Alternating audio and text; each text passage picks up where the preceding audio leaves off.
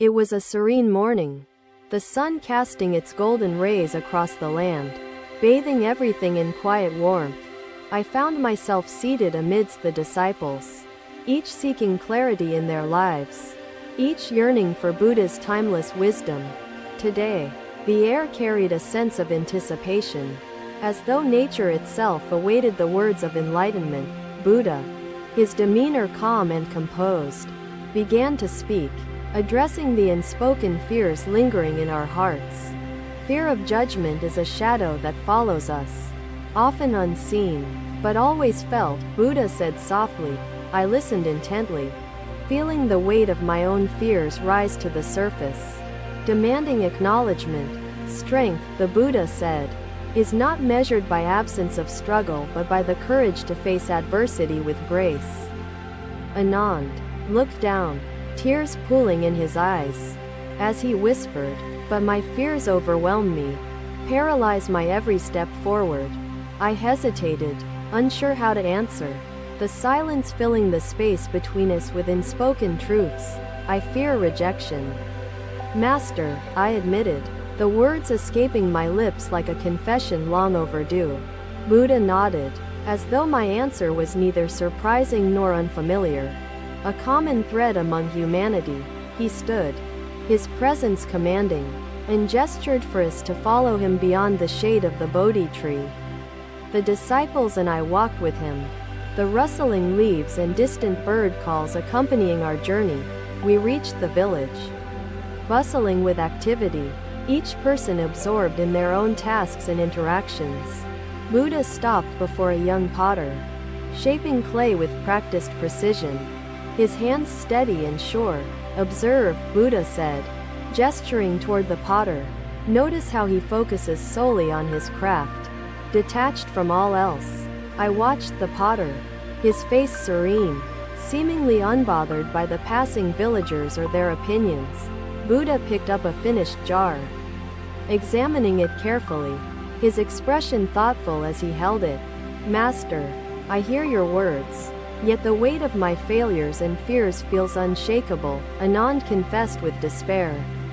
The Buddha turned to him, his expression unwavering, and said, failures are not chains, but stepping stones to greater awareness. His words resonated deeply within me, shifting something long buried under layers of self-doubt and fear. Fear is born from attachment. Buddha continued, release the need for approval, and judgment loses its grip on you. We continued walking, Buddha leading us to an elderly woman tending to her garden with careful dedication.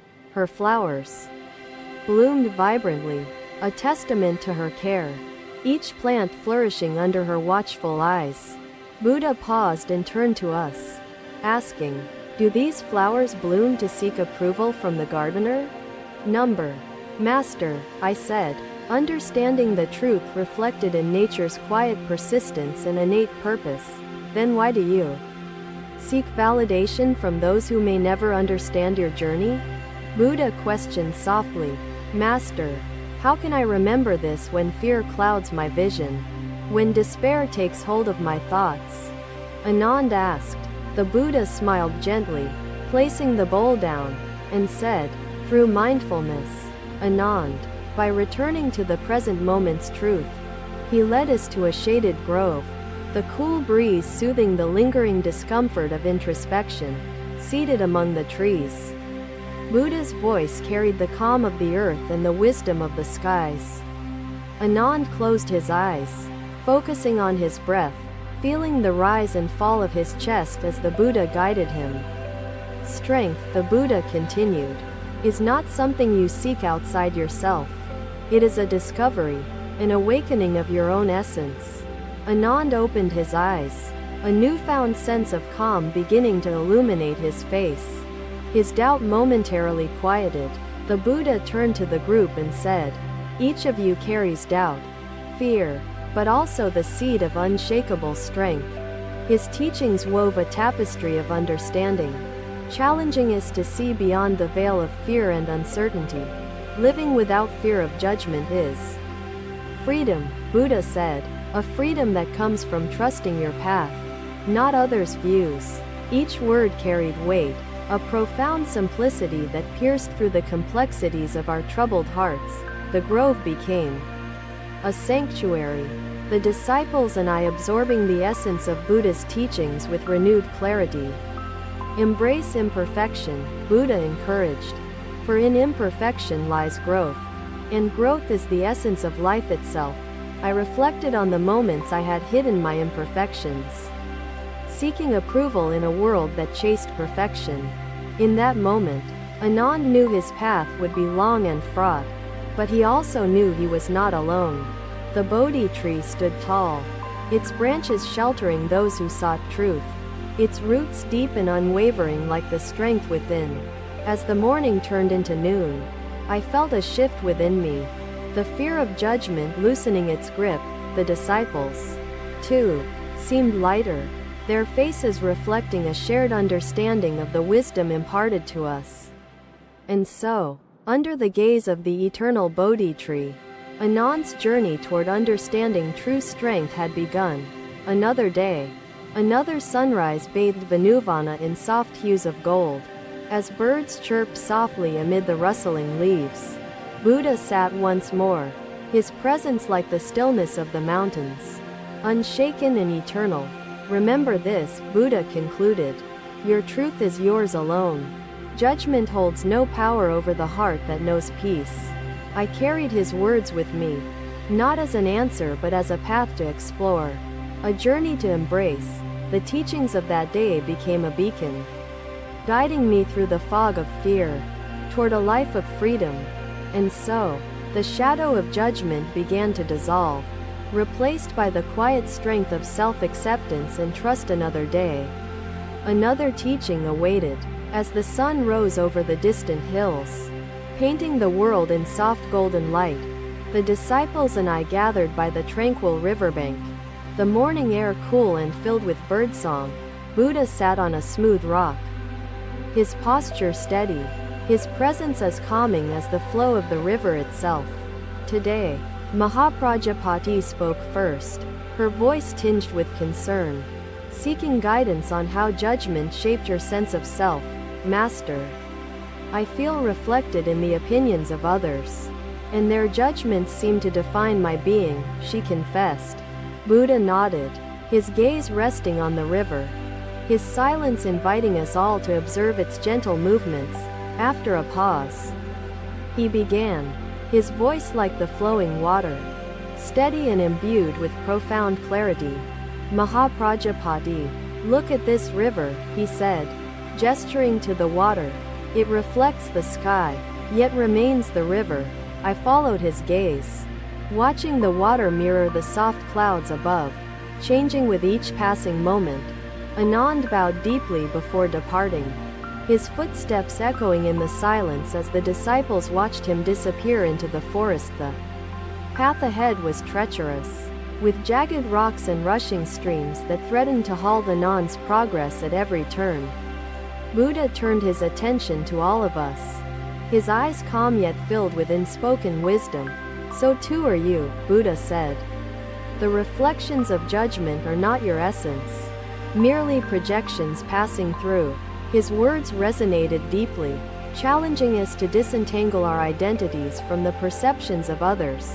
Master, how can we remain untouched, like the river, amidst the opinions that constantly surround us? I asked.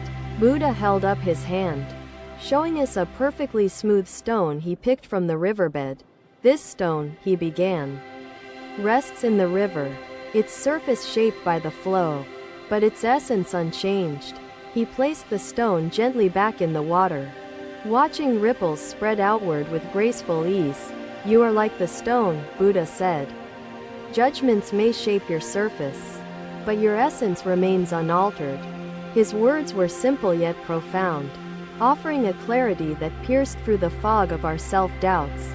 Buddha gestured toward the sky, its vastness unbounded, untouched by the passing birds or fleeting clouds.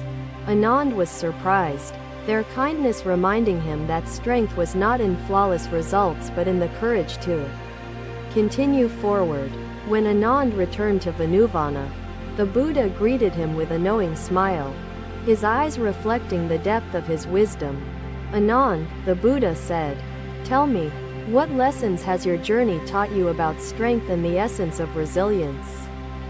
Anand recounted his struggles, the moments of doubt and fear, and how he persevered despite the challenges and imperfections faced. "Master, I learned that strength is not in avoiding adversity but in enduring it. In finding hope through each difficulty," Anand said.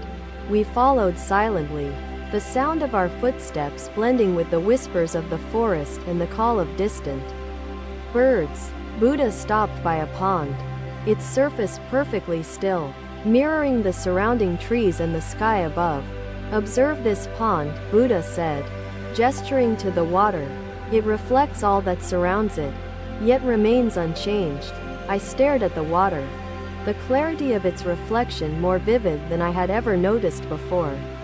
"Does the sky change because of the reflection?" Buddha asked, his voice soft but piercing in its inquiry. "No, Master," Mahaprajapati replied, realization dawning in her voice. "The sky remains as it is, untouched and infinite." Buddha nodded, his expression calm, and continued, "So too are you, unbounded by the judgments that ripple across your surface." His words carried the weight of truth, inviting us to let go of the reflections we had mistaken for reality. "The pond holds the reflection without attachment," Buddha explained. "It does not cling, nor does it seek to change." I absorbed his teaching, feeling the first stirrings of liberation from the chains of others' opinions. The teachings of the Buddha lingered like whispers carried by the wind, guiding Anand toward the next chapter of his journey. Another day would come, another opportunity to face life's storms, and Anand now knew he possessed the strength to endure. "Judgment is like the wind," Buddha said. "It may stir the surface, but it cannot reach the depths." I felt the truth of his words, understanding for the first time the distinction between my surface and my essence. To live freely, without fear of judgment, is to let go of attachment to reflections, Buddha explained. His teachings were like the ripples on the pond, spreading outward, touching each of us with quiet profundity. The forest seemed to echo his words, the rustling leaves and soft breeze carrying his wisdom further. Buddha picked up another stone, smaller this time, and let it fall gently into the pond. "Observe," he said, watching as ripples spread from where the stone touched the water. "This is the nature of judgment." The ripples moved outward, their effects visible yet temporary, soon fading into the stillness of the pond. "You must be the stillness," Buddha continued, unaffected by the ripples, rooted in the truth of your being. His words were a revelation, challenging us to release the fears we had carried as if they were part of us. I felt a quiet shift within me, the fear of judgment beginning to dissolve, replaced by an inner calm. The disciples exchanged glances, their faces reflecting a shared understanding, a collective shedding of old burdens. "This stone," Buddha said, "endures the touch of time without resistance, allowing its true form to emerge through nature's trials. Just as the stone yields to the elements, so too must we embrace life's challenges to reveal our inner strength." The disciples murmured among themselves, their reflections mirroring Anand's uncertainty and longing to grasp the wisdom before them. "Master," Anand asked earnestly, "how do I face doubt when it clouds my mind and weakens the resolve I strive for?" The Buddha smiled and replied, "Doubt, Anand, is not an enemy. It is a mirror showing us the places we must explore deeper. Remember this," he said, "you are the sky, infinite and unchanging. No reflection can alter your true self." His words lingered in the air, a profound truth etched into the fabric of our beings. To walk through the fog, Anand, is to trust not in what you see but in the strength guiding your steps. Anand's heart felt a flicker of hope as the disciples nodded, the teachings resonating within their minds and spirits alike. And so, the fear of judgment began to fade, replaced by the quiet strength of self-acceptance and inner peace. Another day, another lesson awaited as the sunlight filtered through the tall trees, casting golden patterns on the forest floor. We gathered around Buddha, his presence serene as ever, his wisdom a beacon guiding us beyond our fears and doubts. The air carried a sense of renewal, as though the earth itself understood the transformative power of his teachings. Today, Buddha addressed the lingering fear of judgment, a shadow that continued to follow many of us on our paths. He stood before us, his gaze steady and compassionate, and spoke, "Fear binds us, but truth sets us free." The disciples and I listened closely, his words piercing through the distractions of our minds and resting deeply in our hearts. "We will walk today," Buddha said, gesturing toward the path that led through the village, into the forest, and beyond. The disciples followed him, our footsteps quiet, the sound of rustling leaves and distant birds filling the air around us as we entered the village.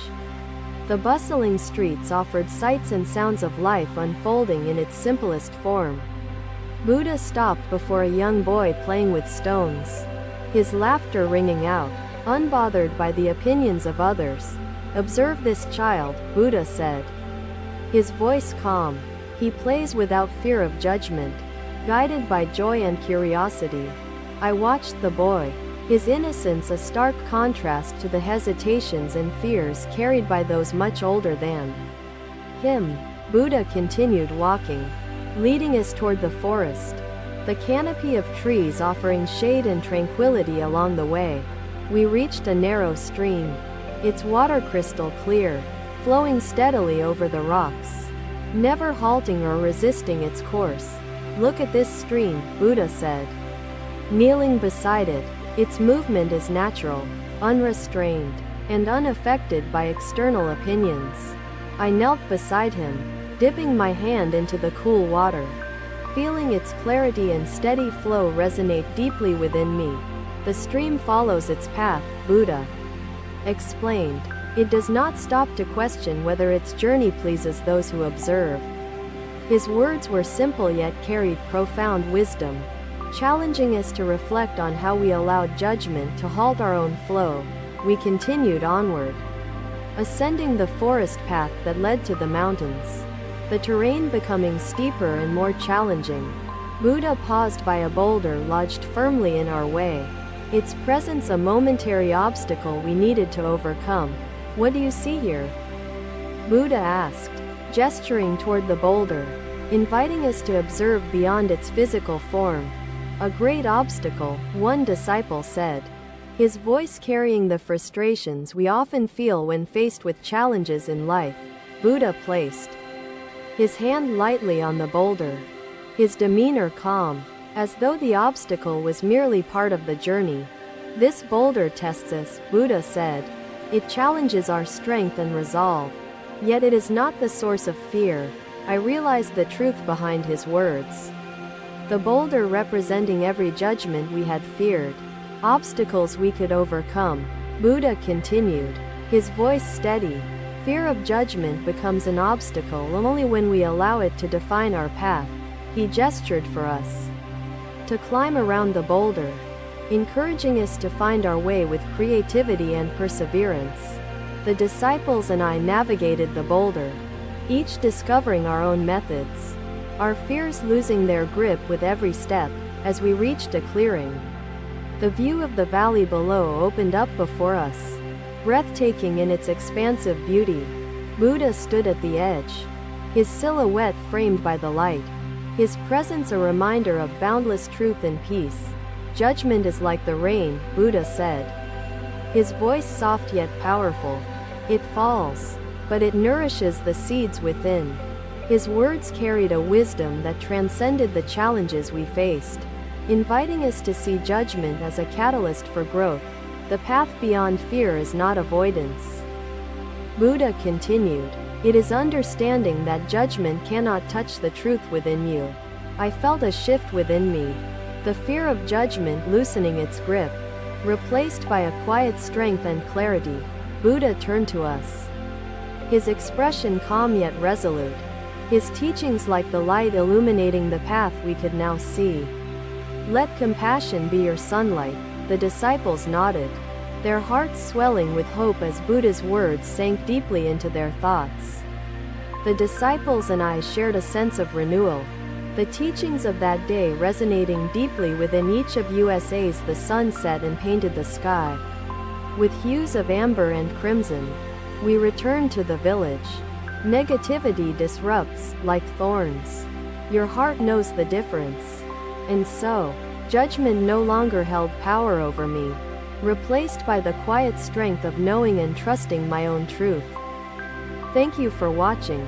Buddha's teachings are always with you. Subscribe to our channel and we will see you in the next video.